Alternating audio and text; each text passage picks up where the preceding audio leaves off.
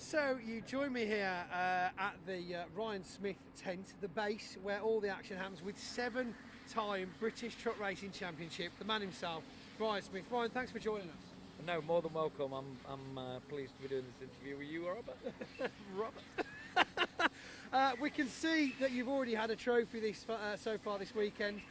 Obviously, a lot more to come. The question, of course, is out there. We've done it 7 times. Are we going to make it 8? Well, the good thing, the hunger's still there. So, you know, that when we had the blow up last season with the engine failure, we came back and we won it in the last meeting. So it's kind of relit the fire. Obviously, we know about the new truck. Yeah, the desire's more there now. The flames of desire. The flames of desire, yeah, they're more there now. I mean, the first one's special. The second one, concrete's it. The third one, you're like, that was a bit unexpected.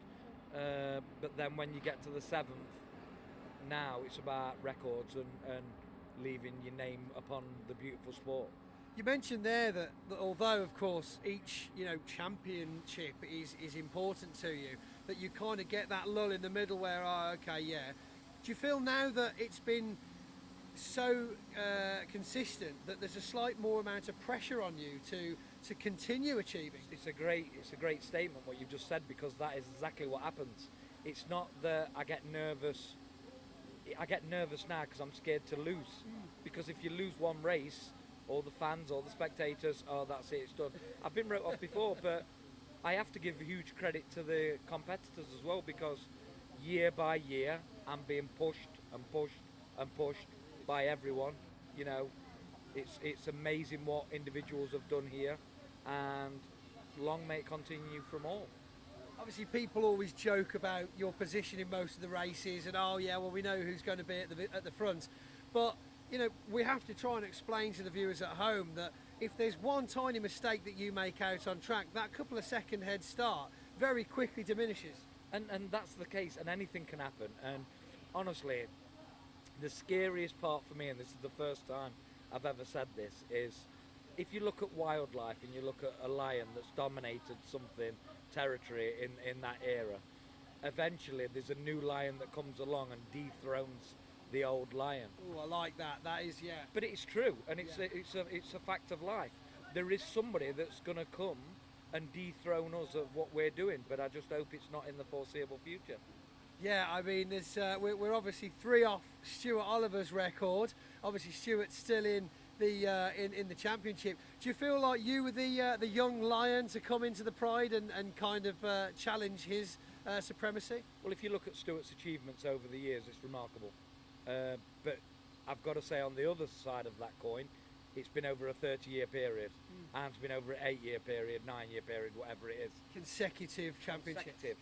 So if we can cement our name at the side of the likes of Stuart Oliver, the Richard Walkers, the Steve Parishes, who are still talked about to this day within the paddock, then you leave something and you leave your name, and you've achieved something in life. And when we're long gone, my name will be on trophies and on the internet, and which is a nice feeling. But the desire is still there.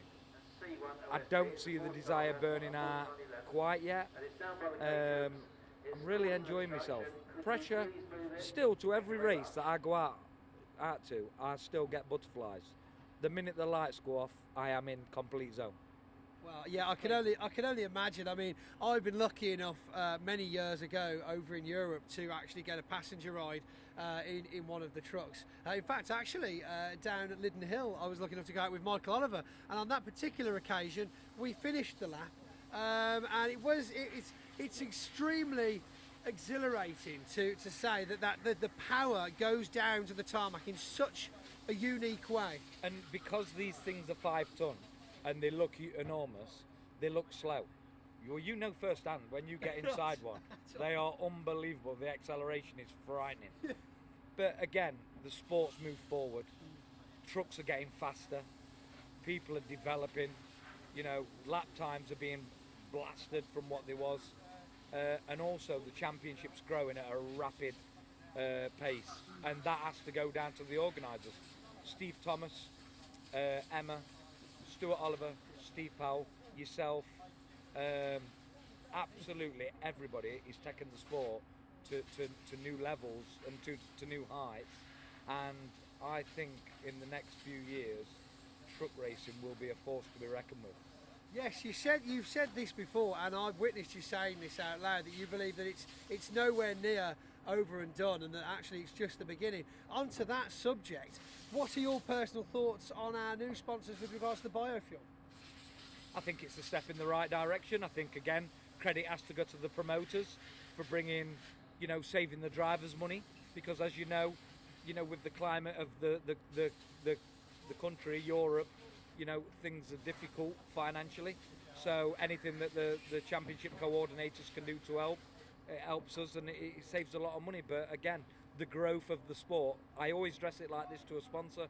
This is the biggest billboard in motorsport, and if you look around you, everything you see was delivered on one of these things.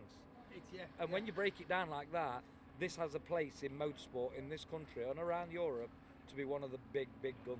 It's true. I mean, as a celebration for haulage in its own right, it's a fantastic opportunity for sponsors to kind of get out there, show what they're worth, and bring more attention to the people that are running the country, the haulage industry in the UK. Well, look, in COVID there wasn't enough drivers. This industry kept the country moving, and the drivers, every driver that drives an HGV kept this country afloat, and that's the credit to the people that's involved. But like I said, this sport, you look at the show trucks, you look at the attention to detail that these haulage companies and these drivers are putting into the road side of things.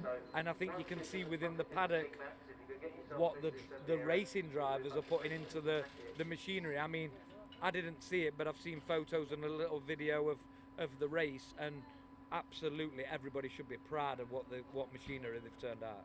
Great turnout. And then very quickly, just to summarise on your machinery, very similar truck to what we started the 22 season with. What improvements have we made, and why did you go for the same Freightliner, Bagheera-esque, as some people would describe it, truck? Well, it's actually a Daimler Freightliner, which is pretty much like the Bagheera.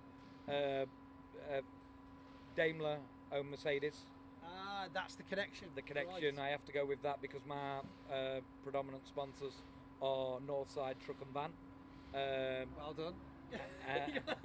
I got that in. You just got it right. But if you look round on the truck, there's new partners come in, Yeah, and it does look absolutely fantastic. It does stand out. And new partners have come in. So, Brigade, a big road safety camera system that actually I use, compare HGV insurance for, the trucking world of the road. It's networking and bringing partners together and taking track to road and road to track. And it's amazing, and you'll relate to this, how many people that come see truck racing for the first time are then addicted. Yeah.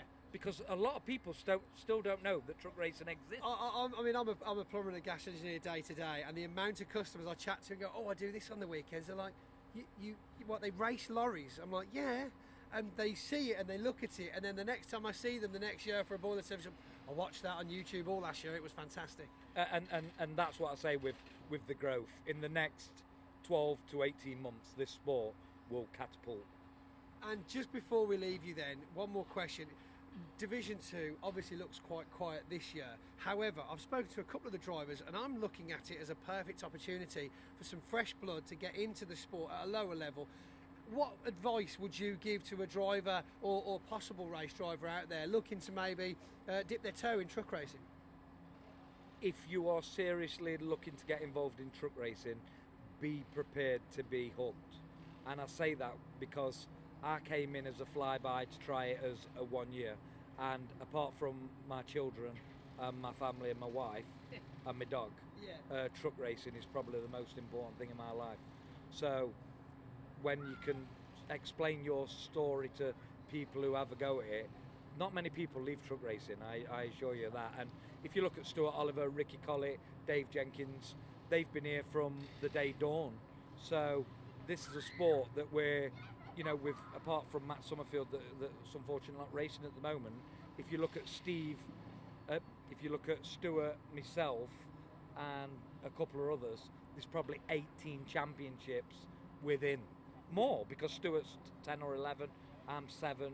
You know, Ricky Collett, I'm sure, won once. Dave's won it once. So if you look at that, there's nearly 20 years worth of champions in the current championship now. And I don't think you can say another sport that's got that in it. That's a very good point. None of them become commentators yet. That's quite impressive. Just goes to show we've still got that draw. It's in their blood, and they're not going until they're pushed. And you look at Convoy in the park at Donington. If you look 30 years ago, whatever date it was, there was a 10-mile queue on the M1. You were in the forefront of it. Convoy in the park this year will do record numbers again. It's astronomical, and again, it has to go down to the organisation, the promoters, the drivers, collectively all pulling in the same direction, and it's good for all.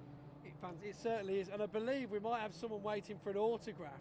If they want to come in and grab an autograph, this is obviously the thing that I personally love about British truck racing, is that although obviously everyone's got their own tents, you know, it's such a more family-oriented, open environment that people can really come down, get involved, not necessarily get hands-on. You're not mechanics yet.